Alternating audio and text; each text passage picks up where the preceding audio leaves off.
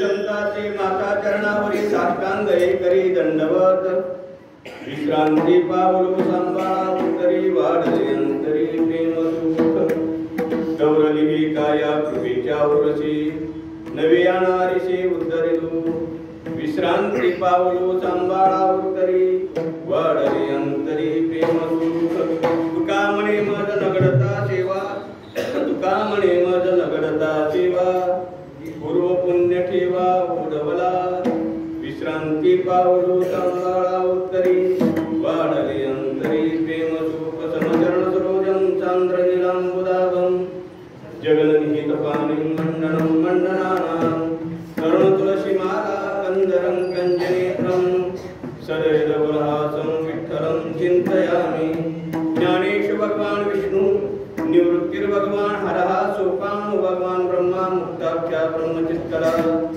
संत श्रेष्ठ परात्मानं अनन्यं सदृशं गुरुं उग्रमन्त्रमदं वन्दे तुकारामं हरिप्रियं नमो सद्गुरु तुकया ज्ञानदीपा नमो सद्गुरु सच्चिदानंद रूपा नमो सद्गुरु भक्त कल्याण मूर्ती नमो सद्गुरु भास्करा पूर्ण कीर्ती नमो विश्वरूपा विष्णु माया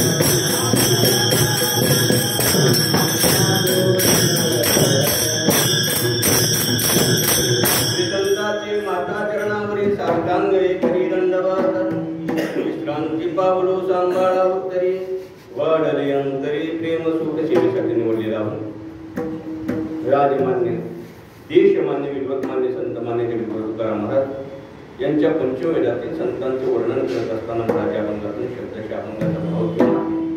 अर्थ जर आपण पाहिला तर महाराज संतांविषयी वर्णन करताना म्हणतात की संतांचा महिमा कसा आगाध आहे की श्री संतांचे माता चरणावरी काय आपण साधना करावी संतांसाठी की महाराज वर्णन करतात की ते साधन जर आपण केलं कोणतं करायचं आहे श्री संतांचे माता चरणावरी साष्टांग हे करी दंडवत आपला माता संतांच्या चरणावर दंडवत घालावा आणि घातल्यानंतर काय साध्य प्राप्त होईल विश्रांती पावलो सांभाळा उत्तरी वाढले अंतरी प्रेम सुख आपल्याला विश्रांतीला सुख प्राप्त होईल समाधान प्राप्त होईल आणि अंतःकरणामध्ये प्रेम सुख त्या ठिकाणी विशेष रूपाने प्राप्त होईल।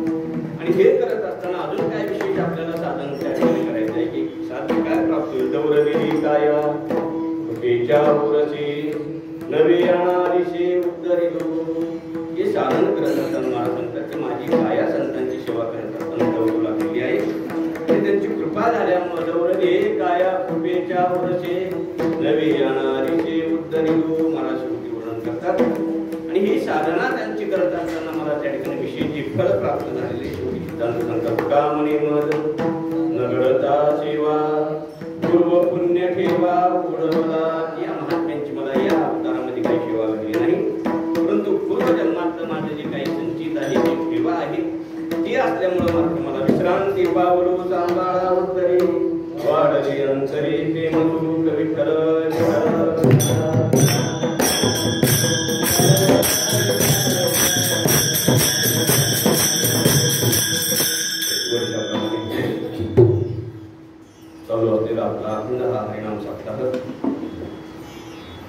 स्वर्गीय स्वानंद सुखनिवासी श्री गुरु प्रल्हाद महाराज यांच्या 306व्या पुण्यतिथी निमित्ताने हा भजन दिव्य स्वरूपामध्ये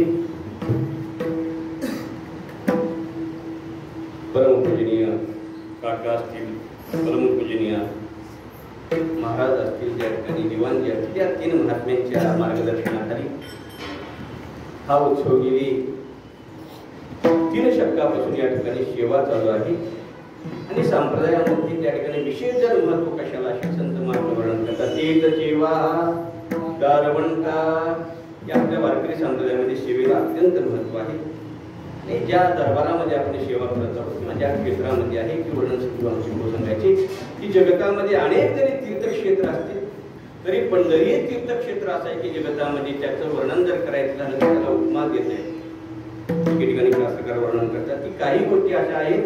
गगनम गगनाकारम सागरम सागरोपमा राम रावण विरुद्धम राम रावण योरिव शास्त्र वर्णन करतात की आकाश हे कशासारखे त्याला दुसरी उपमा देता येते की आकाश हे आकाशासारखंच आहे. त्याप्रमाणे या महात्म्यांची जी सेवा आहे ही सेवा महाराज त्या महात्म्यासारखीच आहे.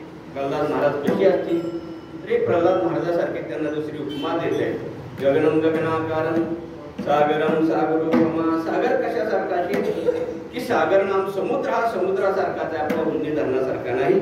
त्याला दुसरी उपमा देता येत नाही. त्याप्रमाणे की महाराज पूजनीय असतील त्या ठिकाणी किंवा पंढरी क्षेत्र हे कोणासारखं असेल. महाराज सांगतात पंढरीचा महिमा देता आणि उपमा आयचा ठावनाई कुठे देव उभा एक क्षेत्र कसं आहे महाराज जगतामध्ये की किती आपण त्या ठिकाणी चारिधाम करा, सप्तपुऱ्या करा, त्या ठिकाणी 12 ज्योतिर्लिंग करा. आता कुंभमेळा चालू आहे, कुंभमेळा करा, परंतु आपल्या वारकऱ्याला महाराज पंढरी क्षेत्रामध्ये रोज कुंभमेळ्याचं त्या ठिकाणी महात्म्य आहे.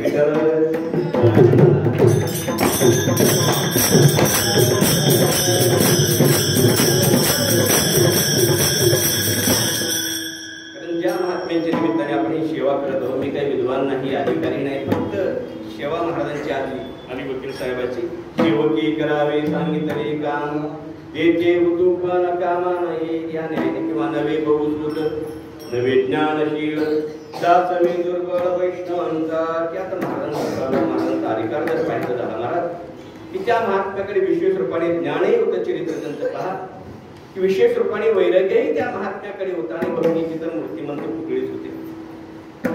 गेली 4-5 दिवस तुम्ही अनेक वर्षांपासून चिंतन सर्व महात्मे चिंतन करतातच या ठिकाणी की प्रल्हाद महाराजांकडे ज्ञानाच्या बाबतीत जर पाहायचं झालं मला त्या काळामध्ये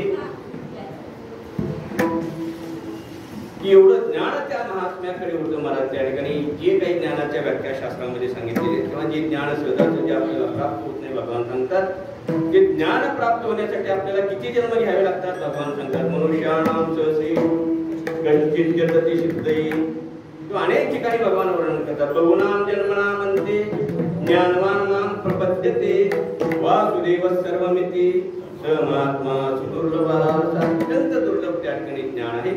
परंतु ते ज्ञान आमच्या परमश्रद्धेय असणारी त्या ठिकाणी आनंद सुखनिवासी असणारे प्रल्हाद महाराजांना सहज त्या काळामध्ये कारण अवतारिकाची महात्म्य होते की वर्णन शास्त्रामध्ये असं केलेले की महात्मा जो अवतार धारण करतो कोणत्याही कुलामध्ये धारण करत नाही.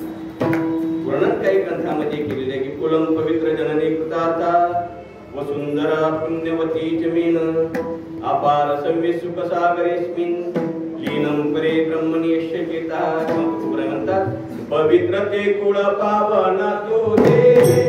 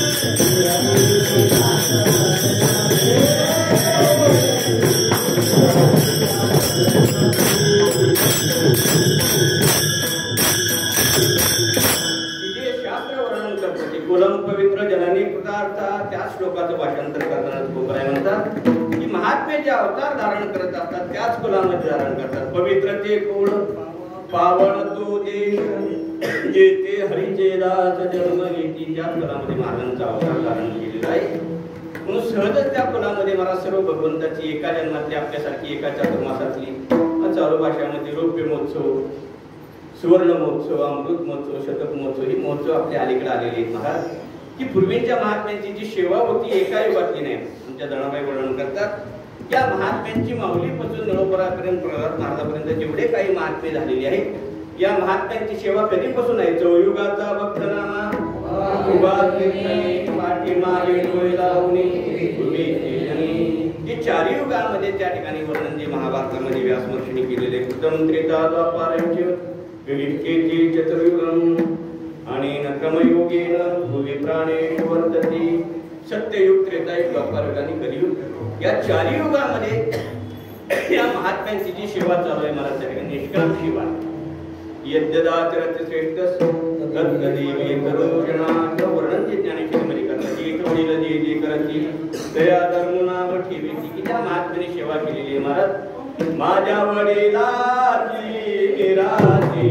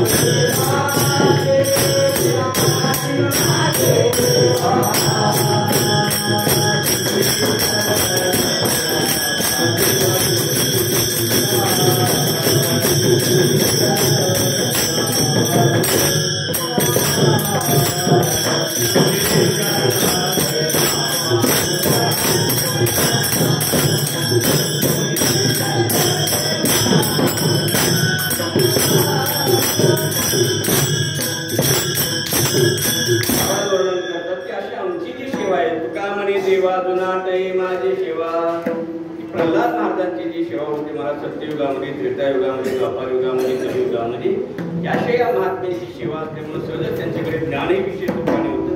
वेळेमध्ये आपल्याला चिंतन करायचं आहे की वैराग्याच्या बाबतीत मूर्तिमंत वैराग्याचे पुतळे महाराज वैराग्याच्या लक्षण शास्त्रामध्ये केलेले ब्रह्मादी तावरांत्यं वैराग्यं विशेषं यथैव काकविष्टायां वैराग्यं तस्य निर्मलं किंवा तुकोबराय वर्णन करतात की जे सर्व माईक पदार्थ आहेत ब्रह्मादी कपदे दुःखाची शिराणी येथे दुष्टित जनी जडोदेशी सर्व जे पदार्थ आहेत त्या गोष्टीचं सर्व आम्हाला वर्णन केलेलं आहे. का म्हणे त्याची गळले आम्हा वर्म जे जे कर्म धर्म नाशवंत सर्व ज्या माईक पदार्थ आहेत महाराष्ट्रात येत पृथ्वंत नित्यम शास्त्रांत की सर्व नष्ट होणारे ज्या गोष्टी आहेत की उपजेते नाशे नाशे ते पुनरपि या नाही की सर्व माईक पदार्थावर हे महात्मे त्या ठिकाणी प्रेम करत नसतात. आणि आपण सामान्य जे जीव असतो महाराज की सर्व माईक पदार्थावर प्रेम असल्यामुळे महाराज म्हणतात की रती माईके दुःखाची जनिती नाही आदी अंत्य अवसानी.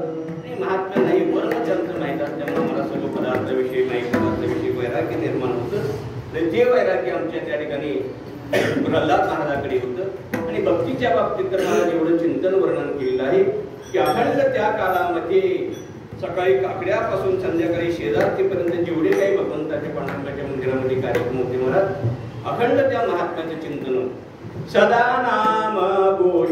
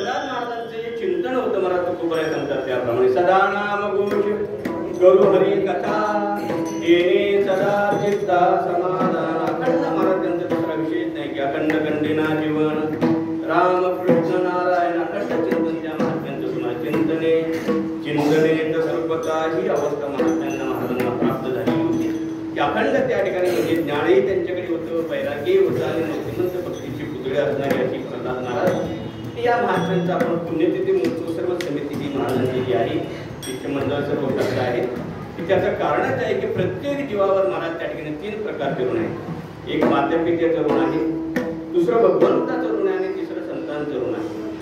की मातेपित्याच्या ऋणातून मुक्त होण्यासाठी तुकोबराय म्हणतात की आम्ही साधना केली की माझे झाले गयावर्जन फिटले पितराचे ऋण. पितरांच्या ऋणातून मुक्त होण्यासाठी त्या ठिकाणी श्राद्धादी कर्म हे पुत्राचं काम आहे. पुत्र त्यालाच म्हटल्या जातं त्या ठिकाणी की कोणांतरायचे ते पुत्रा किंवा तुकोबराय म्हणतात कुळी कन्या पुत्र मोठीचे सात्विक तयाचा हरी कवाटे देवा. दुसरं ऋण आपल्यावर आहे भगवंताचं. महाराज भगवंताने आपल्याला नर्जीय दिलेले की दिले इंद्रियात पाय कान मुख बोलावया वचन येणे तुळशी नारायण नाची देवपण भवरो. तुकोबराय प्रार्थना करतात की देवा त्या ठिकाणी कोरोनाच्या काळामध्ये त्या ठिकाणी अनेक प्रसंग आमच्यावर आले, परंतु बरवे झालं वाजेवरी नाही पडिलो मृत्यूचे आहारी वाचून आलो येत वरी उरले ते हरी तुम्हा समर्पण. तुकोबराय म्हणतात देवा तुमची एवढे आमच्यावर उपकार आहेत की अशाही काळामध्ये यावर्षी तर आपल्याला अनेक पर्व काळ आहेत. ते आपल्या सप्ताहामध्ये पहिला पर्व काळ आहे. संत श्रेष्ठ असणारे ज्ञानेश्वर महाराज यांना अवतार घेऊन त्या ठिकाणी 750 वर्ष झाले. हा पहिला पर्व काळ आहे. दुसरा पर्व काळ आहे संत श्रेष्ठ असणारे नामदेव महाराज यांनाही समाधी घेऊन त्या ठिकाणी 750 वर्ष झालेली आहे.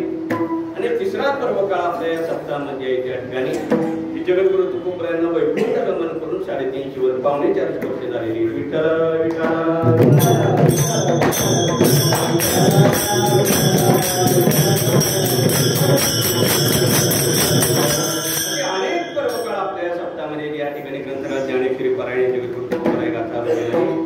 जे काही संप्रदायाचे नियम आहेत महाराज ज्ञानेश्वरी हा ग्रंथ त्या ठिकाणी चिंतन जर आपण केलं तर ज्ञानेश्वरी ग्रंथात ज्ञानेश्वरी सारखाच आहे, परंतु दुसरी उपमा त्याला देता येत नाही. तुम्ही पहा ज्ञानेश्वरीच्या अगोदर जेवढे काही ग्रंथ असतील सर्व ज्ञान आहे. सर्व विद्यार्थी वर्ग आहे की ज्ञानेश्वरीच्या आधी जेवढे ग्रंथ वर्णन केलेले सर्व त्या ग्रंथाचे वय किती चरणाचे आहे ते मला तुला कशासाठी उभा केले की ज्ञानेश्वरी ग्रंथाच्या अगोदर जेवढे ग्रंथ आहेत सर्व 4 चरणाचे वय. ते मावळीने का केलं मला 3.5 चरणाचे वय भाऊ सांगायचे की पहिलं कारणाचं आहे की जो ओंकार रूपी परमात्मा आहे त्या ओंकार रूपी परमात्म्याच्या 3.5 मात्रा आहेत म्हणून माऊलीने 3.5 चरणाची ओळी केली. विठ्ठल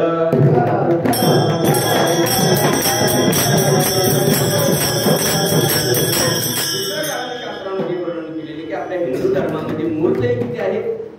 3.5 मूर्त आहेत म्हणून माऊलीने 3.5 चरणाची ओळी केलेली आहे. तिसरं कारण शास्त्रामध्ये वर्णन केलेलं आहे की आपल्या महाराष्ट्रामध्ये जे शक्तीपीठ आहे तेही किती ठिकाणी आहेत?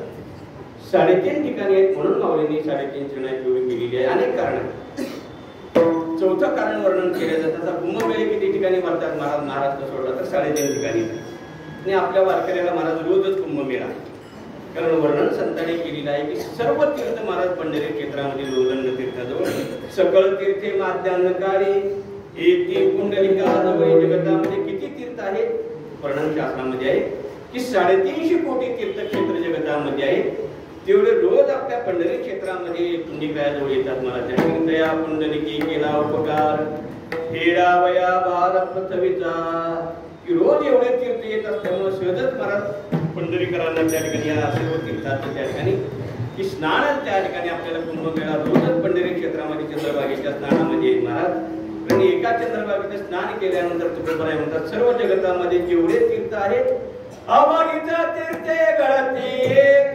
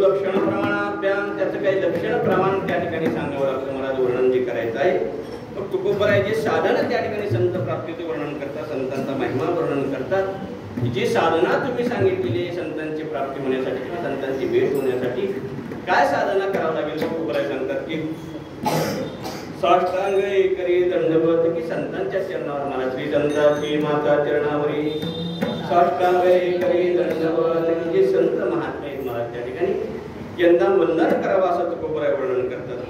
पण जे वर्णन तुम्ही केलेलं आहे त्याला काही प्रमाण आहे का, त्याचं काही लक्षण आहे का महाराज की वर्णन केलेलं आहे? त्या मनस्मृतीमध्ये महाराज कसं वंदन करावं हे वर्णन केलं.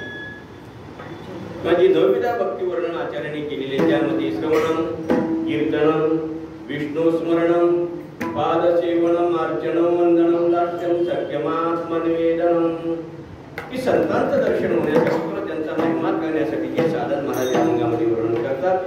ते साधन करत असताना त्या ठिकाणी आचार्य वर्णन त्या ठिकाणी केलेले भक्तिशास्त्रामध्ये की वंदन भक्ती केलेली आहे किंवा मनस्मृतीमध्ये व्यासमत त्या ठिकाणी मनोमानाचं वर्णन करतात की भगवंताला संतांना जर आपण रोज वर्णन त्या ठिकाणी वंदन जर केलं तर मला 4 प्रकारची पद्धती वर्णन करतात. अभिवादनशीलस्य नित्यं वृद्धोपसेविनः चत्वारि तस्य वर्धन्ते आयुः विद्या यशोबलम. मनस्मृतिकार त्या ठिकाणी वर्णन करतात की रोज आपण भगवंताला संतांना वंदन जर केलं की पहिलं फल त्या ठिकाणी वर्णन केलेलं आहे आयुष्य प्राप्त. श्रवणविषय ज्ञात विषय आहे मावळीच्या जीवनातला प्रसंगही आपल्याला त्या ठिकाणी वर्णन करता येईल की ज्यावेळी महाराज पैठण क्षेत्रावरून शुद्धीपत्र या महात्म्याने घेतलं आणि घेतल्यानंतर निघाले महाराज आणि निघाल्यानंतर की ज्यावेळी सच्चिदानंद बाबा होते महाराज त्या ठिकाणी की त्या रस्त्याने महाराज निघाले आणि निघाल्यानंतर महाराज नेवासा क्षेत्रामध्ये हा सोहळा आल्याबरोबर उभारीला दोजती लोकावरी ऐशी चराचरी कीर्तियाची के निवृत्तीनाथ ज्ञानेश्वर सोपान मुक्ताबाई ज्ञान दीप्ती कळा. हा सोहळा या महात्म्यांचा निघाला आणि कर्मधर्म सुयोगाने ज्यावेळी महात्मे नेवासा क्षेत्रामध्ये आगमन होणार तेवढ्यामध्ये सच्चिदानंद बाबांची अंत्ययात्रा निघाली आणि 700 वर्षापूर्वीचा काळ असल्यामुळे मला त्या काळामध्ये सती जाण्याची पद्धती होती. बाबाची पत्नी जी आहे मला ती सती जाण्यासाठी निघाली आणि निघाल्यानंतर मला त्या ठिकाणी माऊलींचं दर्शन बाबांच्या पत्नीने पाहिलं. माऊलीकडे ते जे पाहिलं मला दर्शने जे प्रसिद्धी पुण्य पुरुषा किंवा नात्राय वर्णन करतात की माऊलींचं ते जर पाहिलं तर कसं आहे, कैवल्याचा पुतळा प्रगट्याला पुतळा चैतन्याचा जीवा जाणवा माझा. की कैवल्याची मूर्तिमंत पुतळी म्हणजे माऊली. आमचे रामाजनार्दन महाराज तर त्याच्याही पुढे जाऊन वर्णन करतात की माऊलींचं जे तेज आहे नुसतं कैवल्य नाही. त्या कैवल्यामध्ये अनेक प्रकार आहेत. बद्ध कैवल्य आहे, कैवल्य आहे, मुक्त कैवल्य आहे आणि शेवटी महाकैवल्य. त्या महाकैवल्याचं चिंतन करताना रामानंद महाराज त्या ठिकाणी रामाजनार्दन वर्णन करतात की माऊलींचं तेज कसं आहे महाराज. आरती ज्ञान राजा महाकैवल्य तेजा सेविती साधू संत म्हणून वेणीला माझा. की माऊली महाकैवल्य महाराज. त्या माऊलींचं दर्शन त्या बाबांच्या पत्नीने पाहिल्याबरोबर माऊलीकडे पाहिल्याबरोबर की ते जे पाहिलं आणि त्या पत्नीने महाराज काही साधना न करता माऊलींना त्या ठिकाणी पदाभ्याम कराभ्याम जणुभ्याम मुरसा शिरसा तथा मनसा वचसा दृष्ट्या प्रणामोष्टांगोच्यते श्रीदंताची माथा चरणावरी साष्टांगरे करी दंडवत. साष्टांग दंडवत माऊलींना घातल्याबरोबर माऊलीने त्या मातेला आशीर्वाद दिला की अखंड सौभाग्यवती. तो आशीर्वाद त्या मातेला दिल्याबरोबर ती माता म्हणाली महाराज मी तर सती जाण्यासाठी निघालेली आहे की तुम्ही तर आशीर्वाद दिला अखंड सौभाग्यवती. व कोणत्या जन्मातल्या माऊलीने सांगितलं ज्या देहाने तुम्हाला दंडवत वंदन केलेलं आहे याच देहामध्ये हा तुला आशीर्वाद. ते सांगितलं माझ्या मालकाची तर आता अंत्ययात्रा निघालेली आहे असं म्हटल्यावर आता माऊलींना काय सांगायची गरज आहे का मला. त्या ठिकाणी करेल ते काय हे महाराज बरी पाये माऊलींचा महिमा मला खूप वर्णन करतात की तुम्ही आम्ही सामान्य जो सोडा मला त्या ठिकाणी तुका म्हणे नेने युक्ती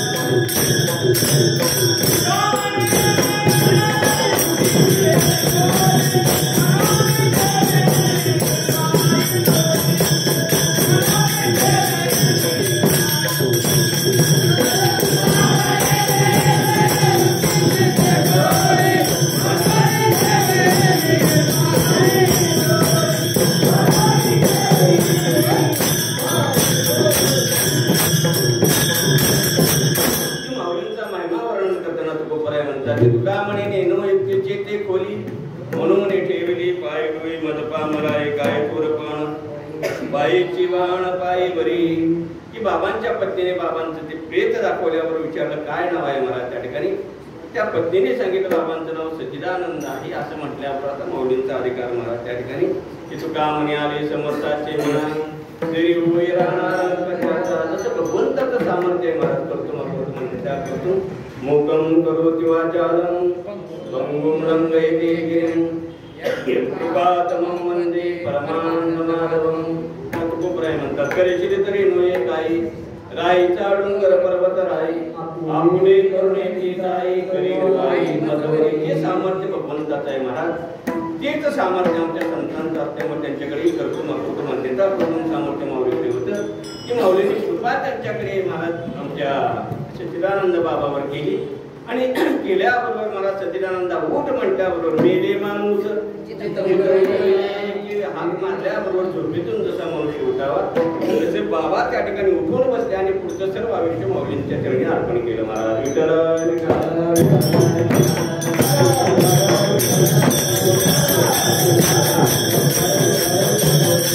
पहिलं पण महाराज त्या ठिकाणी म्हणून महाराज वर्णन करतात की आयुष्य भगवंताला संतांना वंदन केलं असताना प्राप्त होतं. दुसरं फल वर्णन केलेलं आयु विद्या. जी विद्या महाराज सहजासहजी कोणालाही प्राप्त होत नाही ती विद्या महाराज रोज जर आपण भगवंताला संतांना स्वीकारून वंदन जर केलं महाराज त्या ठिकाणी तर विद्या प्रणिपातेन परिप्रश्नेन शिवया शांतीते ज्ञानं ज्ञानेन तत्त्वदर्शनं. महाभारताचा प्रसंग सांगावा त्या ठिकाणी की जे एकलव्य होते महाराज त्या ठिकाणी की कशी निष्ठा असावी या महात्म्याकडे वैशिष्ट्य होतं. भगवानी गीतेमध्ये सांगतात की परमार्थामध्ये महाराज त्या ठिकाणी निष्ठेला श्रद्धेला अत्यंत महत्व आहे. श्रद्धावान लभते ज्ञानं तत्परस्तेंद्रिया ज्ञानं लब्ध्वा परां शांती मचरेणाधिगच्छति. की श्रद्धापूर्वक जर त्या ठिकाणी निष्ठावंत भाव भक्ताचा सुधर्म निर्धारवर हे महात्मे जे असतात कसाही प्रसंग जरी आला तरी या काठवर टोपाय ब्रह्मगोळ मंगादाय वडवानळ त्रिभुवन काय परिमी तुझीच वाच पाय गा विठोबा करी आणि काचा पांगिला. ही निष्ठा महाराज त्या एकलव्याची असल्यामुळे एकलव्याचा विश्वास द्रोणाचार्यावर होता. आणि आचार्याकडे तो गेल्याबरोबर महाराज द्रोणाचार्याला प्रार्थना केली त्या ठिकाणी महाराज मला धनुर्विद्या शिकवा. की आचार्याने सांगितले या जन्मामध्ये तुला काही धनुर्विद्या शिकवता येणार नाही. आता कौरव किंवा पांडवांनाची धनुर्विद्या मी शिकवतो सध्या या जन्मामध्ये. परंतु एकलव्याची निष्ठा असल्यामुळे श्रद्धा असल्यामुळे त्याने सांगितलं काही प्रसंग जरी आले महाराज ही विद्या मी तुमच्याकडूनच शिकली.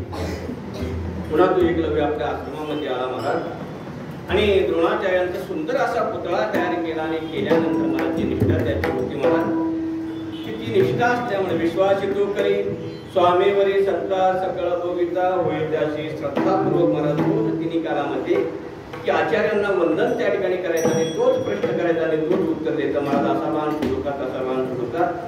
बराच काळ गेला महाराज त्या ठिकाणी जी धनुर्विद्या कौरवांना पांडवांना प्राप्त झाली नाही ती एकलव्याला.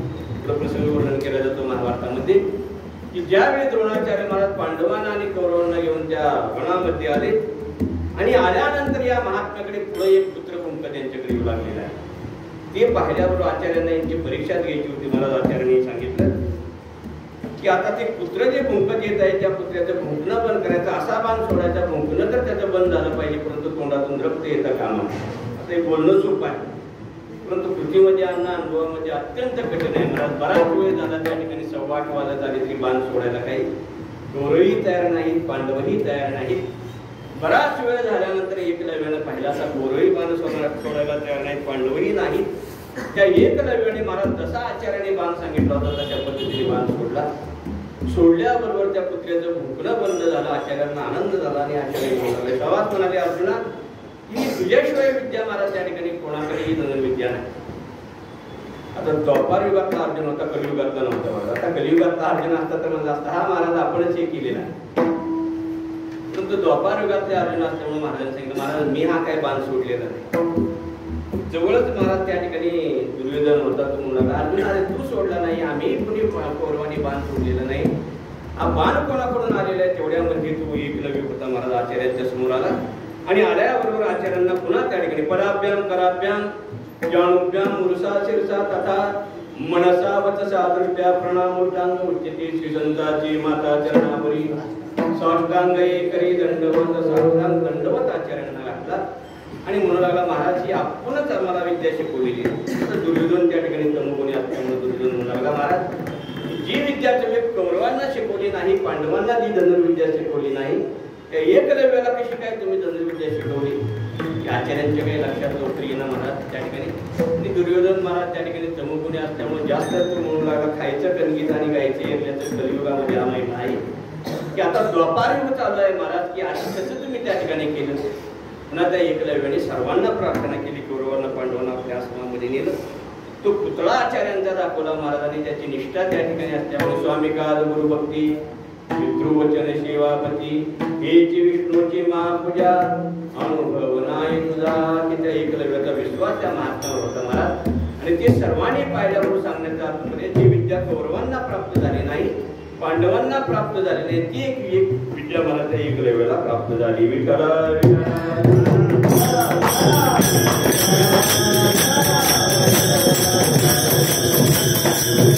दुसरं उदाहरण त्या ठिकाणी दृष्टांत सांगितलं जातं महाराज. महाभारताचा प्रसंग आहे. आयु विद्या यशोबलम, यश प्राप्त होण्यासाठी मला यश कोणाकडे आहे? कलियुगामध्ये कोणाकडेही नाही. यशाचा विचार जर केला तर संजय महाराज 18व्या अध्यायामध्ये वर्णन करतात की यश कोणाकडे? यत्र योगेश्वर कृष्णो यत्र पार्थो धनुर्धरः तत्र श्री विजयो भूतिर्भुवानी निर्मतिर्मम. यश महाराज त्या ठिकाणी जे वर्णन केलेलं आहे शास्त्राने त्या विष्णू पुराणामध्ये, की भगवंताचे जे अनेक गुण आहेत त्या अनेक गुणाचा 6 गुणामध्ये अंतर्भाव केलेला आहे. ऐश्वर्येश समग्रश्य धर्मश्रेष्ठ क्रिया किंवा मौली वर्णन करतात. ऐकायचं क्रियावधार्य ज्ञान वैराग्य ऐश्वर्य हे 6 गुणवर्गीय वसते जे किंवा वर्णन करतात. षड्गुण ऐश्वर्य संपन्न एक भगवंत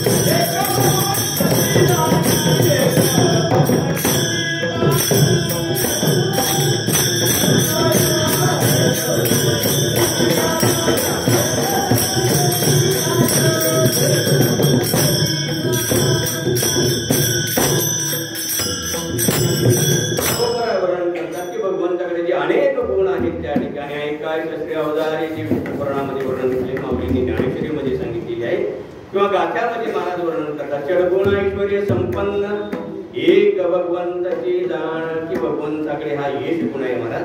किंवा ज्यांना ज्यांना यश गुण दिलेला आहे वर्णन संतांनी केलेलं की यश थोरविला मारुती, की हा यश गुण विशेष रूपाने आमच्या हनुमंतरायाकडे पाहतो प्राप्त होतो. की केव्हाही हनुमंतरायाचं मला दर्शन घेतल्यावर तुकोबरायासारखी महात्मे हनुमंतरायाची प्रार्थना करतात.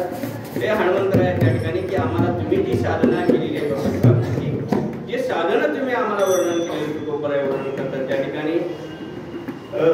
काय भक्तीच्या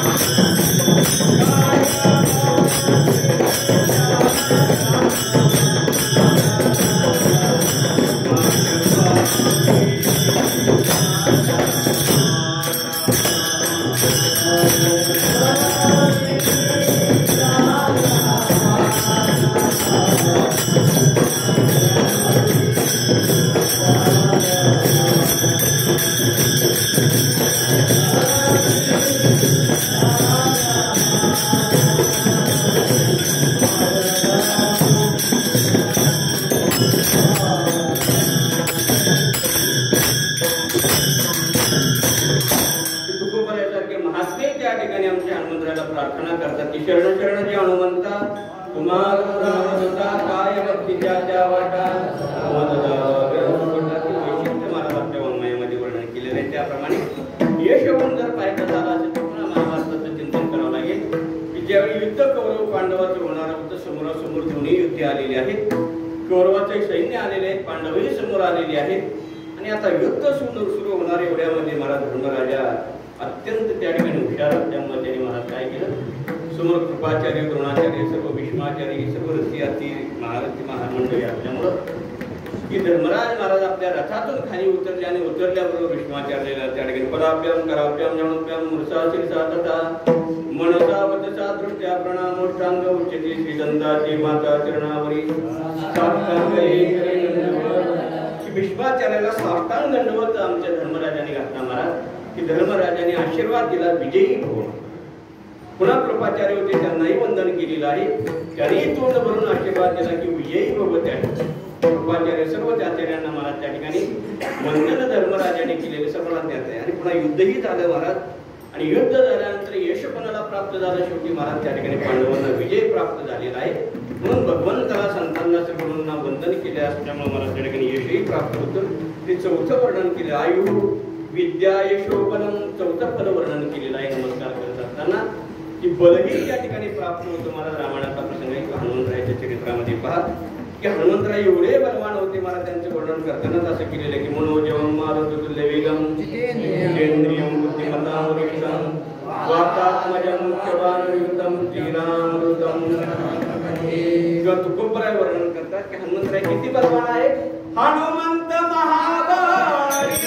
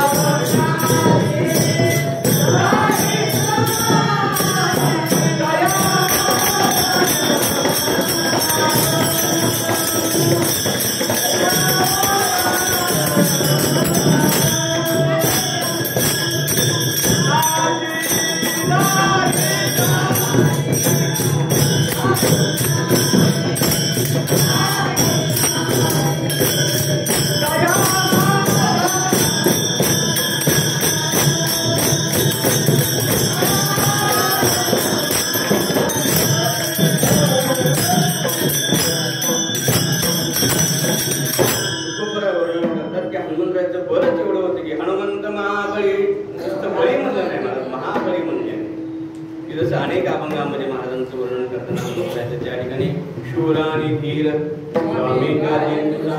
त्याप्रमाणे याही ठिकाणी महाराज वर्णन करतात. नुसते बलवान आहेत हनुमंतराय असं नाही, महाबलवान त्या ठिकाणी आहेत. परंतु अशा हनुमंतरायाचा एक वेळा असा प्रसंग झाला महाराज, त्या डोंगरावर असताना हनुमंतरायाची लीला केली की काही ऋषीमुनी खाली, थंडीचे दिवस होते मार्गशीर्ष महिन्यातले, की काही ऋषीमुनी गंगेवर त्या ठिकाणी साधना करायचे, अनुष्ठान त्या ठिकाणी करायचे, काही ऋषीमुनी डोंगरावर करायचे. महाराज मग ती ऋषी काय करायचे, हनुमंतराय धरायचे गंगेमध्ये बुडवायचे, पुन्हा त्या ठिकाणी डोंगरावर थंडीमध्ये नेऊन ठेवायचा, असा बराच वेळ पराक्रम चालल्याबरोबर त्या ऋषीने हनुमंतरायांना शाप दिला. मला शापादपी जरादपी की तुमचं बल क्षीण होईल म्हटल्याबरोबर हनुमंतरायाला महाराज काडी उचलायला हनुमंतराय घाबरले महाराज त्या ठिकाणी की ऋषीमुनींचा शाप असल्यामुळे त्या ठिकाणी हनुमंतरायांची अवस्था अत्यंत बिकट झालेली आहे. पुन्हा त्या ऋषींना प्रार्थना केल्याबरोबर महाराज त्या ठिकाणी करा क्षमापराध महाराज आणि प्रार्थना केल्याबरोबर त्या ऋषीने सांगितलं की हनुमंतराय तुम्हाला बल प्राप्त होईल, परंतु केव्हा ज्यावेळी भगवान प्रभू रामचंद्राचं दर्शन ज्यावेळी तुम्हाला त्रेतायुगामध्ये होईल त्यावेळी पुन्हा तुम्हाला बल प्राप्त होईल. हनुमंतराय त्या ठिकाणी विद्वान, त्या ठिकाणी अत्यंत बुद्धिमान असल्यामुळे या हनुमंतरायने असं काही महाराज चिंतन करायला सुरुवात केली की चिंतने चिंतने तद्रुपता की एवढं नामसंकीर्तन त्या महात्म्याने केले. कारण त्यांना ज्ञान होते की नामसंकीर्तनेश सर्व पाप प्रणाशनम प्रणाम दुःख शमन तन्नमामि हरिं परम.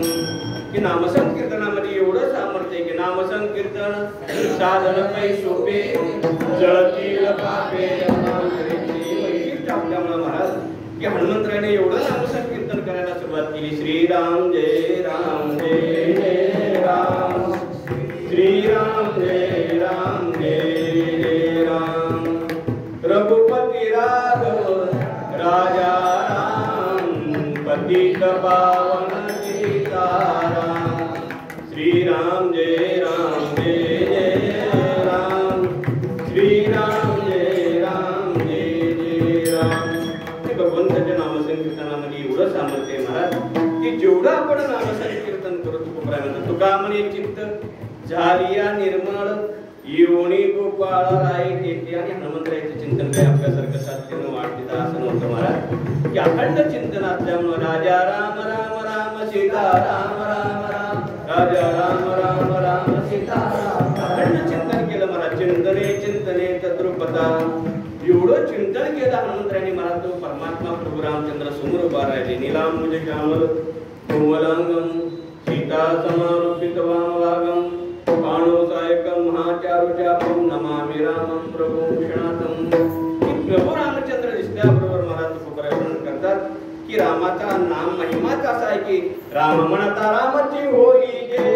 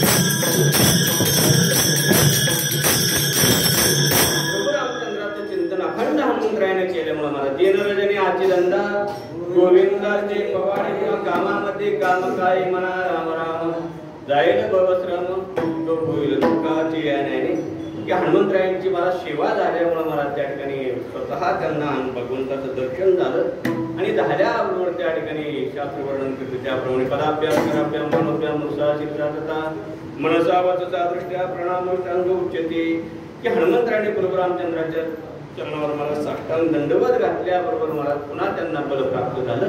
म्हणून आचार्य त्या ठिकाणी वर्णन करतात की असं जर साधन आपण केलं तर त्या ठिकाणी की काय त्या ठिकाणी फल प्राप्त होईल खूप बऱ्याच म्हणतात की संतांचं असंच वर्णन करतात. त्यांना म्हणतात संत कसे आहेत श्री संताचे माता चरणावरी साष्टांगे करी दंडवत विश्रांती पावडू सांगाळा उत्तरी वाढले अंतरी प्रेम सुख विठोबा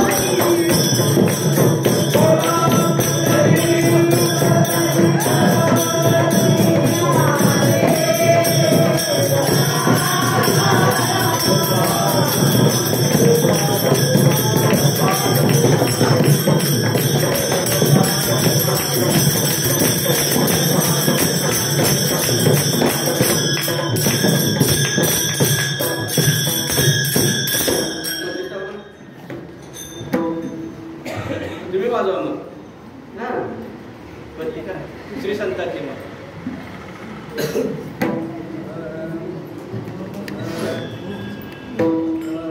श्री संताची माता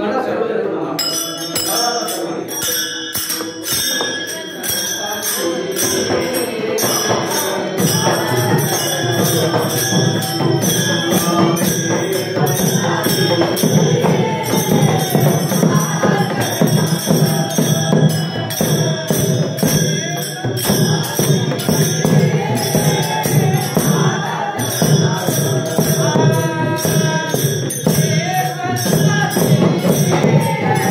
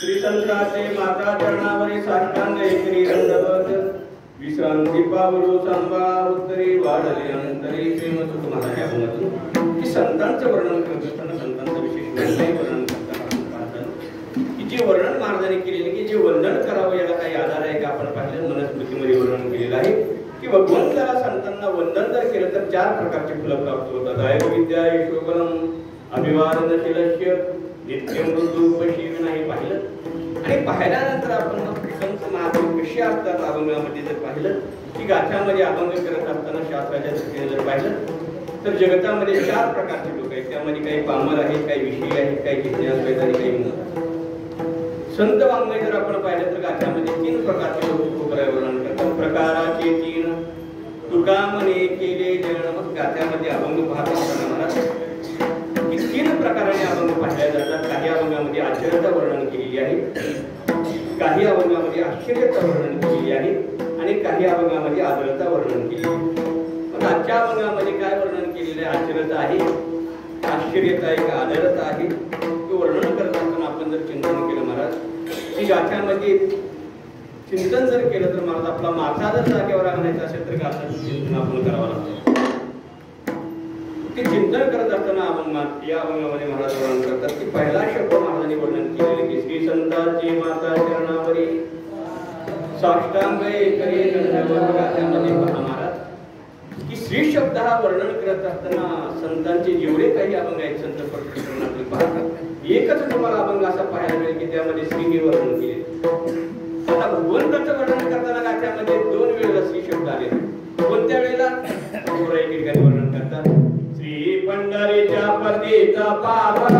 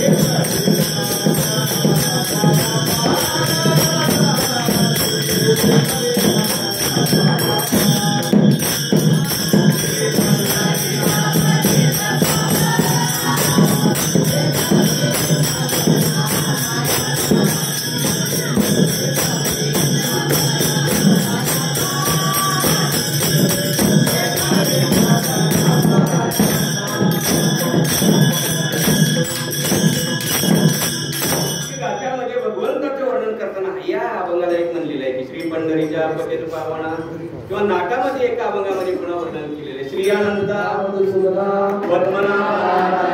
जगव्यापका जनार्दना इतर कोणत्याही अभंगामध्ये शब्द आलेला नाही परंतु संतपर प्रकरणामध्ये संतांचं वर्णन करताना मात्र कुठल्याही अभंगामध्ये संतांचं वर्णन करताना म्हणतात संत हे संतच नाही आदरार्थी त्या ठिकाणी गाथ्यामध्ये जर पाहिलं काही वेळेला उपेक्षेने वर्णन केलेलं आहे की ये रामानविनी पाळना पुरती देवाची ती बुद्धी म्हणून या उपेक्षेने वंदन त्या ठिकाणी केलेले आहे जगताला काही अभंगामध्ये महाराज तळमळीने महाराज वर्णन करतात लागून या पाया करकाळी बोला मुखी नाम किंवा सकळांच्या पाया की त्या ठिकाणी तळमळीने महाराज वंदन करतात आणि काही अभंगामध्ये मात्र संतांचं वर्णन करत असताना आदराने सांगतात की श्री संतांची माता चरणावरी साष्टांगे करी दंडवत. आता श्री शब्दाने वर्णन करत असताना त्या पंचदशीमध्ये की सुरुवातीलाच वर्णन केले की नम श्री शंकरानंद गुरुपाद अंबुजन्मने सविता समानो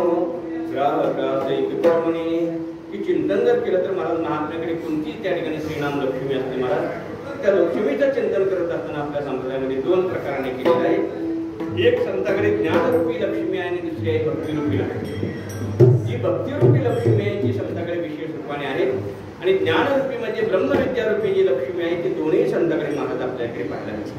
ती रजोगुणी तमोगुणी या लक्ष्मीचे अनेक प्रकार केला जातात. महाराज ती वर्णन या ठिकाणी करायची गरज नाही की संताकडे महाराज ब्रह्मविद्यारूपी लक्ष्मी आहे म्हणून तुकोबाराय म्हणतात की असे जे महात्मे आहेत त्यांना वंदन करत असताना आदराने करतात. श्री संताचे मूळ शब्द आलेले आहे संतांविषयी की जे संत महात्मे आहेत मग ते कोणते संत आहेत ते श्री गुरुभाऊ सांगायचे की संतांचं वर्णन करताना जगतामध्ये तीन प्रकाराने केले जातात. काही ठिकाणी उत्तम वृत्तीचे संत आहेत, काही ठिकाणी गौणी वृत्तीचे संत आहेत आणि तिसरी संत आहेत प्रमाण. मग या भागामध्ये जे संतांचं वर्णन केलेलं आहे ते ब्रह्मवृत्तीच्या संतांचं वर्णन आहे का गौणी वृत्तीच्या संतांचं वर्णन आहे का प्रमाण वृत्तीच्या संतांचं वर्णन आहे. ब्रह्मवृत्तीचे संत म्हणजे सर्वात जाणकार झालेले आहेत की ज्यांच्या ठिकाणी संतत्व नसून मला संतत्वाचा वेश धारण करतात. तुकोबारायचे गावंगत आहे. नवतीचे संत करिता कवित्व सांगता पुराणे नवती संत त्यामध्ये महाराज वर्णन करतात की कुणी असो जोपर्यंत देहाचा निराश होत नाही तुका म्हणे नाही निरचला देह तो वरी अवघे संसारी की देहाचा विसर जोपर्यंत पडत नाही महाराज की जगतामध्ये तोपर्यंत कीर्तन करा प्रवचन करा भगवत करा काही करा महाराज किती करा तुमच्या व्यथा गेल्याशिवाय त्या ठिकाणी व्यथा काही झालं सध्या ते शक्य नाही.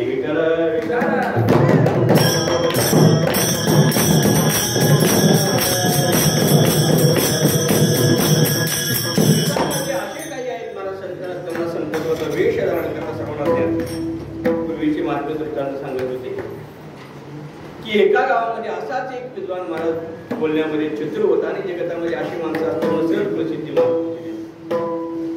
आचार्याने वर्णनच केलेलं आहे की अशी विद्वान जर असतील महाराज त्या ठिकाणी बुद्धीचं चातुर्य जर असेल त्यांना काय प्राप्त होईल. आद्य शंकराचार्य वर्णन करतात की वारवरी शब्दरी शास्त्र व्याख्यान कौशलम विदुषम विदुषम तद्वद्भुक्ते नतुमुक्ते की अशांना जास्तीत जास्त भोक्ती म्हणजे सर्व भोग प्राप्त होतील परंतु मुक्ती मात्र अशा विद्वानाला प्राप्त होणार.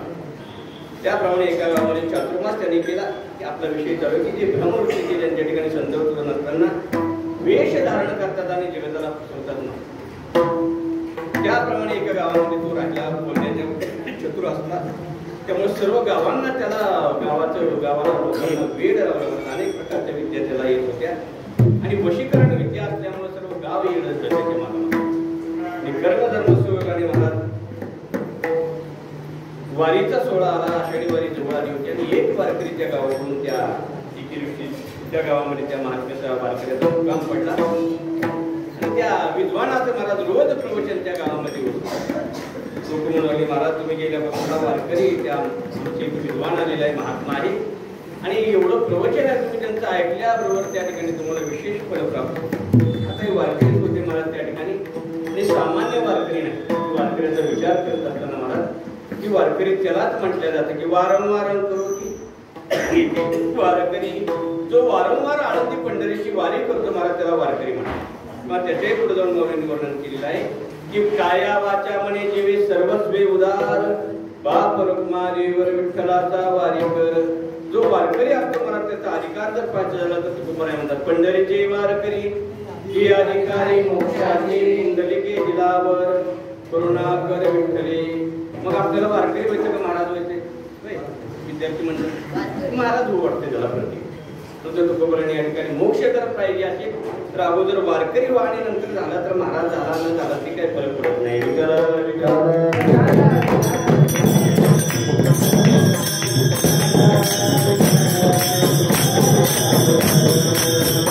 त्याप्रमाणे महाराज तो वारकरी महाराज त्या प्रवचनामध्ये येऊन बसल्याबरोबर त्या वारकऱ्याला पाहिल्यापुढे माहित होतं की वारकरी काही सामान्य नाहीत महाराज त्या ठिकाणी की अनेक विषयावर वार करणारे त्या वारकऱ्याला पाहिल्याबरोबर त्या वारकऱ्याची निंदा करायला सुरुवात केली त्या विद्वानाने. त्या वारकऱ्याला काही महाराज त्याचं मुक्त वाटतं. पण महात्मा जो असतो त्या ठिकाणी तुल्य निंदा सुशिरमौनी संतुष्ट होईन की नचित या नाही महाराज की त्यांना निंदा करा स्तुती करा काही त्या महात्म्यामध्ये बदल होत नाही. निंदी कोणी मारी वंदी कोणी पूजा करी मध्ये हेही नाही तेही नाही वेगळा दोन्ही पासून ही अवस्था त्या वारकऱ्याची होते महाराज. परंतु तेवढ्यावर तो विद्वान न थांबता त्या ठिकाणी वारकऱ्याची तर निंदा केली. संतांची निंदा करू लागल्याबरोबर महाराज या वारकऱ्याला कारण जो पाणेदार वारकरी असतो महाराज त्याला सर्व सहन होतं परंतु संतांची निंदा सहन होत नाही. त्या वारकऱ्याने ठरवलं की याला आता त्या ठिकाणी वारकऱ्याचा बाणा दाखवायचा. प्रवचन संपलं महाराज. संपल्यावर हजारो त्या ठिकाणी ऐकणारी श्रुती होती महाराज. आणि चातुर्मास त्याचा झाल्यामुळे त्याची दाढी केस वाढलेली होती. हा वारकरी सर्वांच्या अगोदर उठला आणि उठल्याबरोबर त्या महाराजाला वंदन केलेलं आहे त्या ठिकाणी दंडवत केला आणि केल्याबरोबर जवळ गेला आणि एक दाढीचा केस त्या वारकऱ्याने उपटला. दाढीचा केस उपटल्याबरोबर जवळचा कागद काढला त्या कागदामध्ये केस ठेवला त्या ठिकाणी घेतलं. कागद खिशामध्ये ठेवल्याबरोबर सर्वांना आश्चर्य वाटलं त्यांच्या शिष्यमंडळाला त्या महाराजाच्या की आपले 4 महिने झाले महाराजांजवळ आहेत परंतु महाराजांचा केसाचा महिमा आपल्याला कळला नाही. आणि हा वारकरी आजच कीर्तनाला आला. आज एकादशीचा विजय एकादशी आहे की आपल्या संप्रदायामध्ये वर्णनही केलं. जो वारकरी आहे महाराज तो कोणता वारकरी पूर्ण आहे. एकादशी व्रत सोमवार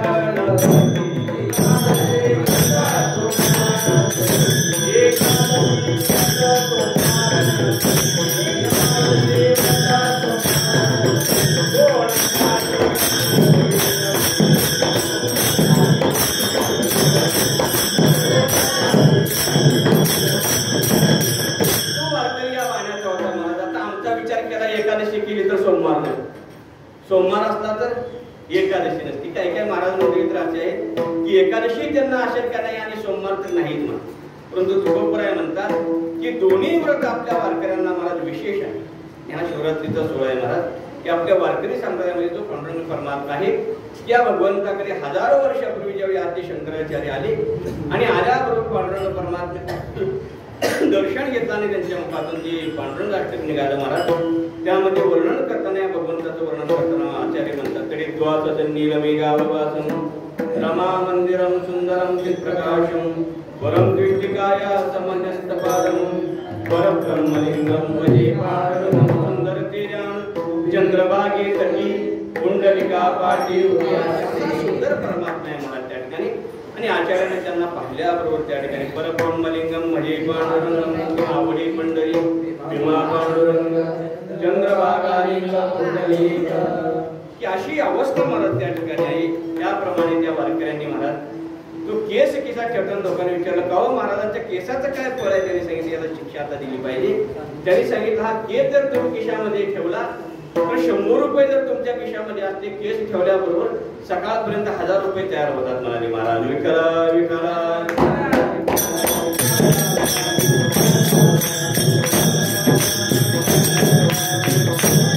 असं म्हटल्याबरोबर कोणाला महाराज पैसा नको कीर्तन करायला नको पटला फिरायला आता या क्षेत्राच्या ठिकाणी सोडा. नाही तर सर्व महाराज ही दुनियाच अशी आहे महाराज त्या ठिकाणी सांगायची गरज नाही. सर्वांना प्रमाण पाठ आहे. त्याप्रमाणे महाराज की अशी जगतामध्ये काही बहिरंग वृत्तीचे त्या ठिकाणी भ्रमवृत्तीचे आहेत. काही गौणी वृत्तीचे संत म्हणजे संतांचा वेश धारण करतात त्या मार्गाने जातात परंतु योग्य असा मार्ग त्यांनाही सापडलेला नाही.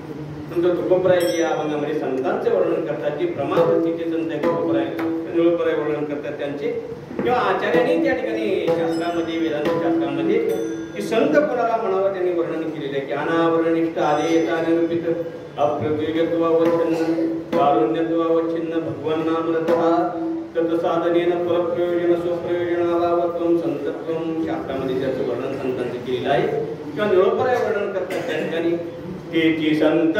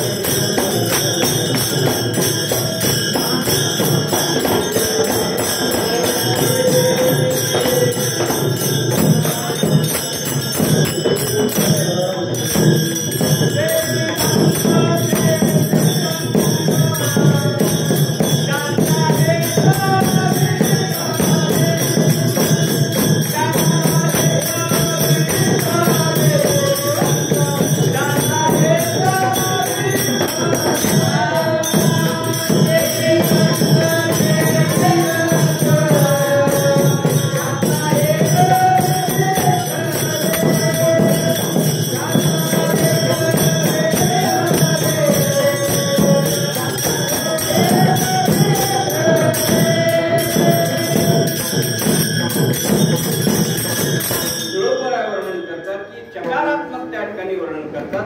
पण संतांचं वर्णन करत असताना शास्त्रामध्ये काही बहिरंग वृत्तीचे काही त्या ठिकाणी अंतरंग वृत्तीचे आहेत की जे बहिरंगामध्ये असतात किंवा दृष्टांत शास्त्रामध्ये दिसत. काही गोष्टी अशा जगतामध्ये की दिसायला जरी सारखे असल्या तर ते त्यांचं एकत्व नाही.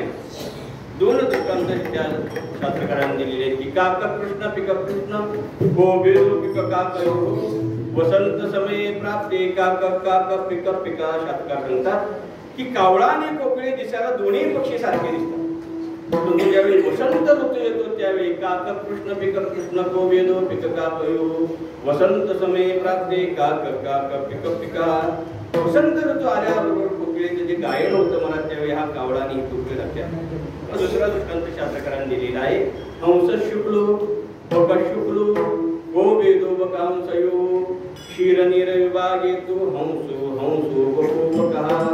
बगळा आणि हंस हे दोन्ही महाराज सारखे दिसले तरी महाराज ज्यावेळी पाणी आणि दूध एकत्र करून ठेवल्यानंतर बगळा हा काय करतो महाराज फक्त पाण्याचं प्राशन करतो आणि हंस हा दुधाचं प्राशन करतो. त्याप्रमाणे तुकोबराय म्हणतात जगतामध्ये संत आणि असंत दोन्ही सारखे जरी दिसत असले तरी त्या ठिकाणी दोन्ही दिसत सारखी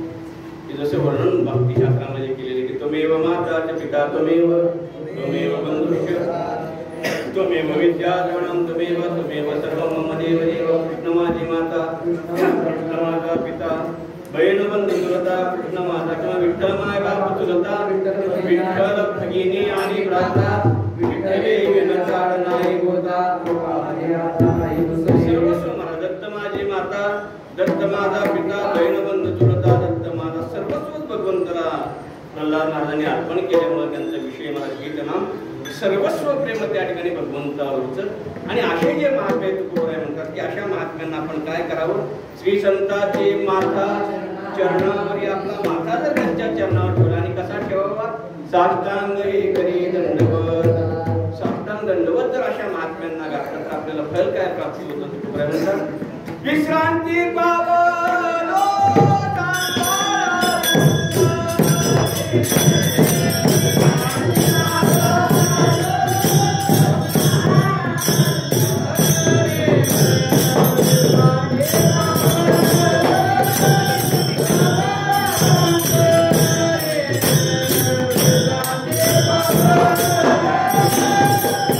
Hare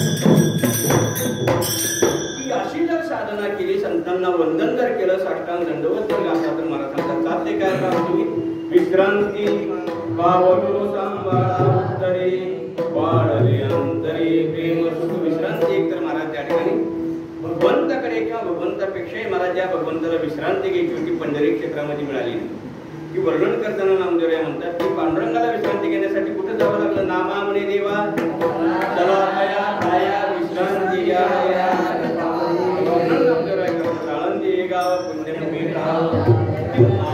आळंदीकर महाराज भगवंताला जावं लागलं किंवा तुमकडे वर्णन करतात विश्रांतीचा ठाव आई संताची ही संताकडे मला त्या ठिकाणी विश्रांती नाम समाधान प्राप्त होतं.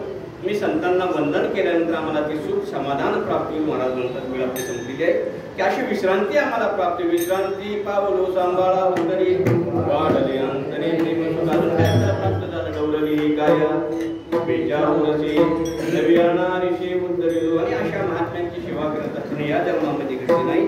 तुझं वर्णन करता तुका म्हणे माझं न घडता सेवा पूर्व पुण्य सेवा ओढवला की या जन्मामध्ये काही सेवा संतांची घडली नाही. परंतु पूर्वजन्मी सुकृती दूर केली आणि पूर्वजन्मामध्ये महाराज भगवंताची संतांची तुकोपराने विशेषपणे सेवा केली होती. सत्ययुगामध्ये त्रेतायुगामध्ये द्वापारयुगामध्ये कलियुगामध्ये.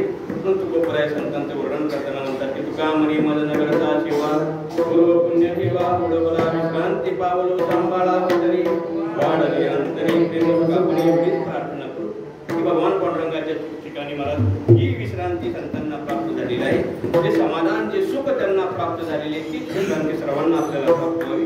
पूर्वी भगवंताच्या आणि प्रल्हाद महाराजांच्या चरणी प्रार्थना करू आणि शिवेला पूर्वीनंतर सौष्ठवं किंचित तद्गुरुर्योमेने यदत्र असौष्ठवं किंचित तन्ममय गुरुने याचे योग्य आहे. वैकुंठवासी श्रीगुरु महाराज पाटील दादापर्यंत आहे. वैकुंठवासी श्री पंतका महाराज योग्यांत आहे. वैकुंठवासी श्रीगुरु माधव महाराजांपर्यंत आहे. बोलण्याच्या ओघामध्ये काही चुकीचे शब्द गेले असतील तर ते मात्र माझ्या बुद्धीची दोषात आपली यावेळी नाही मी बोलत. सखा प्रभावंत वाचा त्याची करविली त्याची केली कटक वाकडे हे नीट देव जाणे जंबवणा तुमचे केले धर्म कीर्तन हे शिक्की नेले एक माझे जे उरले पायिक पण ज्ञानेश्वर.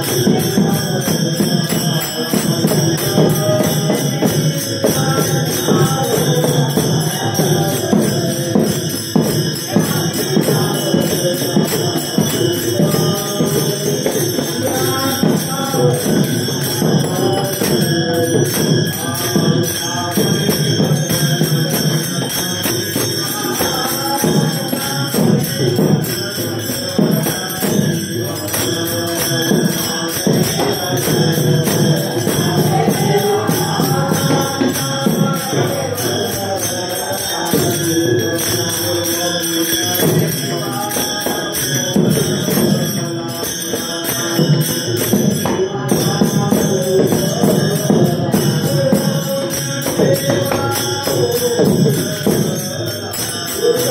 you.